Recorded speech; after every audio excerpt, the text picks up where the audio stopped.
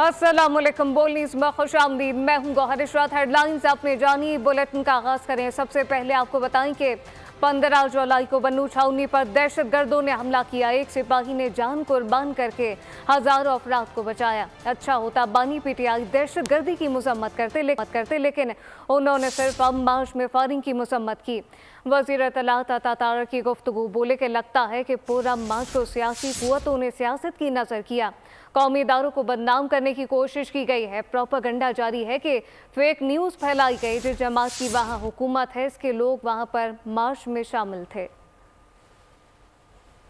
को बन्नू कंटोनमेंट में दहशतगर्दों ने हमला किया और उसमें एक बहादुरी का एक किस्सा भी सामने आया, जिसमें सिपाही सुबहान ने अपने आप को ग्रेनेड के ऊपर फेंका और वो मौके पर शहीद हुए और उन्होंने हजारों लोगों को जो है वो शहादत से बचाया। सियासी कुव्वतों ने आज मुझे अफसोस हुआ कि जब बानी पीटीआई का हमने बयान देखा कि उन्होंने कहा जी वहां पे सीधी फायरिंग की गई है, तो क्या ही अच्छा होता कि वो दहशतगर्दी के वाक़े की मजम्मत करते। मगर लगता ये है कि इस अमन मार्च को जिस तरह कुछ कुव्वतों ने सियासत की नजर किया, एक साजिश की गई है जिसके तहत कौमी सलामती के इदारों को बदनाम करने की कोशिश की गई और जो प्रोपेगेंडा किया जा रहा है और सोशल मीडिया पर फेक न्यूज फैलाई जा रही है। क्योंकि मैं ये समझता हूँ कि क्योंकि वो सियासी जमात जिसकी वहाँ पे हुकूमत है, उनके लोग इसमें क्योंकि शामिल थे साथ। और अब खबर ये है कि बन्नू वाक़े पर HRCP का तस्हीही बयान जारी हो गया है। गुज़िश्ता दिन ह्यूमन राइट कमीशन ने बन्नू वाक़े पर गलत बयान जारी किया। बयान में जिक्र किया गया सिक्योरिटी फोर्सेस ने फायरिंग करके 5 अफराद को हलाक किया। इस मुतालिक कहा गया कि एक बार आपको फिर बताएं कि बन्नू वाक़े पर HRCP का तस्हीही बयान जारी हो गया है। गुज़िश्ता दिन ह्यूमन राइट कमीशन ने बन्नू वाक़े पर गलत बयान जारी किया। बयान में जिक्र किया गया सिक्योरिटी फोर्सेस की फायरिंग से 5 अफराद हलाक हुए। तस्हीही बयान में HRCP ने अपनी गलती तस्लीम कर ली है, जबकि HRCP ने अपने ट्वीट में कहा कि बगैर कन्फर्मेशन के अपने बयान जारी किया गया। बयान ने HRC की साख पर संजीदा सवालात खड़े कर दिए हैं। ज़रा के मुताबिक ट्वीट में HRCP के स्टाफ ने ज़ाती झुकाव की वजह से ये बयान जारी किया।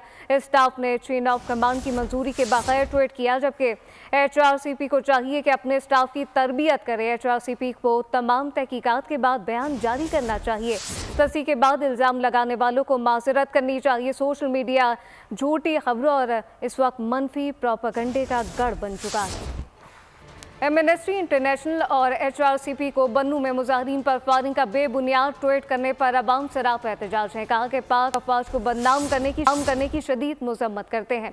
कौमी इदारों के खिलाफ मनफी प्रोपेगेंडा किया जा रहा है। कोई भी जब कोई चीज़ पोस्ट की जाती ट्वीट की जाती है तो पहले उसकी बाकायदा तरीके से तहकीक कर लेनी चाहिए। ट्वीट लगा के उसको डिलीट करना और झूठी खबरों को फैलाना मेरे लिहाज से पाकिस्तान के उससे ये चीज़ ठीक नहीं। मैं ये पैगाम देता हूँ कि भाई हम अपनी स्टेट के साथ खड़े हैं, ठीक है। हम इस तरह के किसी भी मनफी प्रोपेगेंडा के अंदर हम नहीं आते। ऐसे ममालिक जिनकी जो है वो पाकिस्तान के खिलाफ कुछ ऐसी पॉलिसियाँ हैं जो नहीं चाहते कि पाकिस्तान स्टेबल हो, तो वो ये ज़रूर करते हैं और उनके पीछे ऐसे लोग जो हैं वो ऐसे ममालिक जो हैं वो इन अदारों के पीछे ज़रूर उनका हाथ होता है। बेसिकली वहाँ की आवाम और आर्मी एक प्लेटफॉर्म पर है। कुछ लोग साजिशी अनासर बात को बढ़ा चढ़ा के बता रहे हैं, क्योंकि इंटरनेशनल लॉबिंग चाहती नहीं है कि हम उन टेररिज्म के लिए ऑपरेशन करें और मुल्क में अमन लाएं। सिर्फ ये बन्नू का वाकया नहीं है, इससे पहले भी बहुत दफा जो है पाकिस्तान की फौज के खिलाफ और अवाम और फौज को जो है वो लड़वाने की कोशिश साजिश की जा रही है। मुजाहिरीन के ऊपर जो फायरिंग की है इसकी कोई हकीकत नहीं है। ये रा के एजेंट हैं। ये बात को इस तरह बढ़ा चढ़ा के दिखाते हैं हमारी मुल्क की फौज को बदनाम करने के लिए। पब्लिक है, आवाम है, वो भी पाकिस्तान की है, फौज भी पाकिस्तान की है। कोई ये नहीं चाहता कि हमारे मुल्क को या अपने इदारों को या अपने ही घर को आग लगे या कोई नुकसान हो। ये हर कोई जानता है कि बैरूनी साजिशें होती हैं। इसमें कौन इन्वॉल्वमेंट है? एक इंडिया है, इसराइल है। जो नहीं प्रोपेगेंडा है, ये हमारे जो इदारे हैं, हमारे बोझ, हमारे मुहाफिज हैं हमारे, और इन्हीं की वजह से पाकिस्तान कायम है। इदारों पर बिला वजह के इल्ज़ामात लगाना जो है ये इंतहाई घटिया हरकतें हैं और इनकी हम पुरजोर मजम्मत करते हैं। ये कभी भी नहीं हो सकता कि हमारे इदारे जो हैं वो हमारी अपनी स्टेट के ख़िलाफ़ हो जाएं या हमारे अपने लोगों के ख़िलाफ़ हो जाएं, ऐसा पॉसिबल नहीं है। हुकूमत पाकिस्तान ने कलअदम TTP के सरखना नूर वली मसूद के खिलाफ सख्त कानूनी चाराजोई का फैसला कर लिया है। कलअदम TTP के सरखना की खुफिया कॉल लीक का फोरेंसिक कर लिया गया। नूर वली मसूद की अफगानिस्तान में मौजूदगी और पाकिस्तान में बराह रास्त दहशतगर्दी करवाने पर अफगानों पूरी हुकूमत से एहतजाज किया जाएगा, जबकि अफगान तालिबान से दहशतगर्दों को पाकिस्तान के खिलाफ मुसलसल दहशतगर्दी और संगीन जुर्म करने पर पाकिस्तान के हवाले करने का मुतालबा होगा। अफगानों पूरी हुकूमत खवाजी टोले की दहशतगर्दाना सरगर्मियाँ रोकने में नाकाम हो चुकी है। दहशतगर्दी की लानत को जड़ से उखाड़ने के लिए पाकिस्तान हर मुमकिन कोशिश करेगा। और अब ये जानिए, JOIF ने एक बार फिर असम्बली तहलील करने का मुतालबा कर दिया है। तहरीक इंसाफ से मुज़ाकरात के लिए मुज़ाकराती कमेटी तश्कील दे दी गई। मौलाना फजलुर रहमान ने साफियों से गैर रस्मी गुफ्तगू करते हुए कहा कि PTI की जानिब से मुस्बत बातचीत सामने आई। PTI ने शफाफ गैर जानिबदार इंतखाबात के लिए सूबाई हुकूमत समेत तमाम असम्बलियों से इस्तीफ़ों की आमादगी जाहिर की है। मौलाना फजलुर रहमान ने सियासतदानों पर मुकदमात बनने की मुखालफत की है।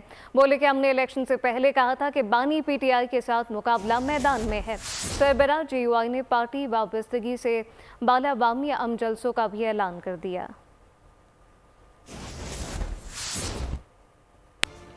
PTI रहनुमा असद कैसर का सरबराह JOI मौलाना फजलुर रहमान को टेलीफोन। असद कैसर ने खैबर पख्तूनख्वा असम्बली तहलील के हवाले से मौलाना के आज के बयान का मामला इनके सामने उठा दिया है।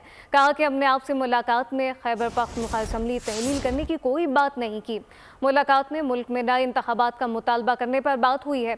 PTI और JOI मुल्क में नए इंतखाबात पर एक मौक़िफ़ रखती है। दोनों जमातों का ख्याल है कि बहरान से निकलने का वाहिद हल नए और शफाफ इंतखाबात हैं। चेयरमैन PTI ने भी खैबर पख्तूनख्वा असम्बली की तहलील से मुतालिक बात ना करने की तस्दीक की है। बैरिस्टर गौहर का कहना था कि किसी ने मौलाना फजलुर रहमान से ऐसी कोई बात नहीं की। हादसात और दीगर वाक़यात का जिक्र करें। आपको बताएं कि बांग्लादेश में पुरतशद्दुद मुजाहरों में पाकिस्तानी तुलबा की मुश्किलात में इजाफा हो गया है। आपको बताएं कि मियांवाली के रहायशी मोहम्मद जावेद इकबाल नियाजी की भी 2 बेटियां बांग्लादेश में फंस गई हैं। वीडियो बयान में जावेद नियाजी ने हुकूमत पाकिस्तान से बच्चियों की बाहिफाजत वतन वापसी यकीनी बनाने का मुतालबा किया है। कहा गया कि हमारा बच्चों से राब्ता नहीं हो पा रहा। हाई कमीशन से बात हुई लेकिन तसल्ली नहीं हुई है। वज़ीर आज़म और सदर पाकिस्तान से अपील है कि वह हमारे बच्चों को उनकी हिफाजत को यकीनी बनाया जाए। 2 बेटियां बांग्लादेश में MBBS की स्टूडेंट है, एक फर्स्ट ईयर की और एक फाइनल की स्टूडेंट है, जो कि सार कोटे पे सिलेक्ट हुई हैं। मेरी बेटियों के अलावा और भी बहुत सारे पाकिस्तानी बच्चे और बच्चियां वहाँ पे ज़ेर तालीम हैं जो कि MBBS में पढ़ रहे हैं। और आजकल के जैसे बांग्लादेश के हालात हैं, वहाँ पर हालात बहुत ख़राब होने की वजह से कॉलेजेस बंद हो चुके हैं। लोकल जो बच्चे हैं वो हॉस्टल छोड़ के चले जा चुके हैं। सिर्फ पाकिस्तानी स्टूडेंट हॉस्टल में मशहूर है, वहाँ पर उनके खाने पीने का कोई ख़ास इंतज़ाम नहीं है। सोमवार से लेकर आज तक बच्चों से कोई डायरेक्ट हमारा राब्ता नहीं हो पा रहा। तो मेरा मुतालबा है कि गवर्नमेंट ऑफ पाकिस्तान, वज़ीर आज़म पाकिस्तान और सदर पाकिस्तान फ़ौरन नोटिस लेते हुए एम्बेसडर बांग्लादेश को, जो कि पाकिस्तानी एम्बेसडर है, उनको हदायत करें कि बच्चों के लिए खाने का फ़ौरन इंतज़ाम करें और कुछ चार्टर्ड फ़्लाइट का इंतज़ाम करते हुए पाकिस्तानी बच्चों को फिल फॉर पाकिस्तान लाने का इंतज़ाम करें। जबकि दूसरी जानिब दफ्तर ख़ारजा ने कहा कि ढाका में तमाम पाकिस्तानी तुलबा महफूज हैं, जबकि इन्हें महफूज मकामात पर रिहाइश गाहों में मुंतकिल किया गया है। बांग्लादेश में पाकिस्तानी हाई कमीशन सूरत हाल पर नज़र रखे हुए है। हाई कमीशन ने चिटागोंग में ज़ेर तालीम पाकिस्तानी तुलबा के साथ रब्ता किया और पाकिस्तान के डिप्टी हेड ऑफ मिशन ने चिटागोंग का दौरा किया है।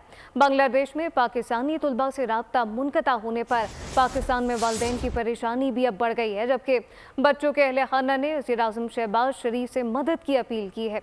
वालिदैन की जानिब से एडिशनल सेक्रेटरी को लिखे गए ख़त में तहरीर किया गया कि हमारे बच्चे 7 कोटे के तहत बांग्लादेश के मेडिकल कॉलेजेस में ज़ेर तालीम है। बांग्लादेश में तुलबा का एहतजाज, हालात बदस्तूर कशीदा हैं। बांग्लादेशी वज़ीर आज़म शेख हसीना ने फ़ौज को तलब कर लिया है। मुल्क में कर्फ्यू नाफिज है। ढाका की सड़कों पर फ़ौज गश्त कर रही है, जबकि मोहतात अंदाजे के मुताबिक एहतजाज के दौरान अब तक 105 अफराद जाँ बहक हो चुके हैं। बांग्लादेश में 3 रोज़ के दौरान मोबाइल फ़ोन और इंटरनेट सर्विस मुकम्मल तौर पर मुअत्तल है। ढाका के मुख्तलिफ इलाकों में आज भी जलाओ घिराव के वाक़यात रिपोर्ट हुए। मुजाहिरीन ने ढाका के ज़िला नारसंदी में एक जेल में धावा बोलकर 850 कैदी आज़ाद करा दिए हैं। पुलिस ने मुजाहिरीन को कोऑर्डिनेटर नाहिदा असलाम को गिरफ्तार कर लिया है। और अब ये जानिए, रानीपुर की पीर की हवेली में कमसिन मुलाजमा फातिमा के कत्ल का ये मामला अब अहम पेशरफ हो चुकी है। मकतूला के वालिद और वालिदैन ने मुल्जिमान की हिमायत में हल्फनामा जमा करा दिया है। मुल्जिमान के खिलाफ हम मुद्दई नहीं हैं। ATC में समाअत के दौरान मुल्जिमान के वकील कुर्बान पेश हुए। मुकदमे की समाअत 8 अगस्त तक मुलतवी कर दी गई है। फैसलाबाद से खबर शामिल करें। आपको बताएं कि फैसलाबाद में बेटियां पैदा करना जुर्म बन गया। 2 बेटियों के बाद अब तीसरी बेटी का पता चलने पर जालिम शौहर ने अपनी बीवी को कत्ल कर दिया। पुलिस ने मुल्जिम और उसके साथी को गिरफ्तार करके मुकदमा दर्ज कर लिया है। फैसलाबाद में सफाकियत की इंतहा, शौहर के हाथों हमला, खातून कत्ल। वाकया खरड़ियाबाला में पेश आया। नदीम नामी जालिम खामद ने खातून को बेटियां पैदा करने की सजा दे दी। मकतूला एमन के भाई की मुद्दत में मुकदमा दर्ज किया गया। भाई ने बताया कि मुल्जिम हमशीरा एमन को बेटियां पैदा करने पर तशद्दुद का निशाना बनाता था। तीसरी बेटी का पता चला तो उसने उसे कत्ल कर दिया। पुलिस ने बर वक्त कार्रवाई करते हुए मरकजी मुल्जिम नदीम और उसके बहनोई को गिरफ्तार कर लिया। सब्सक्राइब करें और बेल दबाएं ताकि कोई खबर रह न जाए।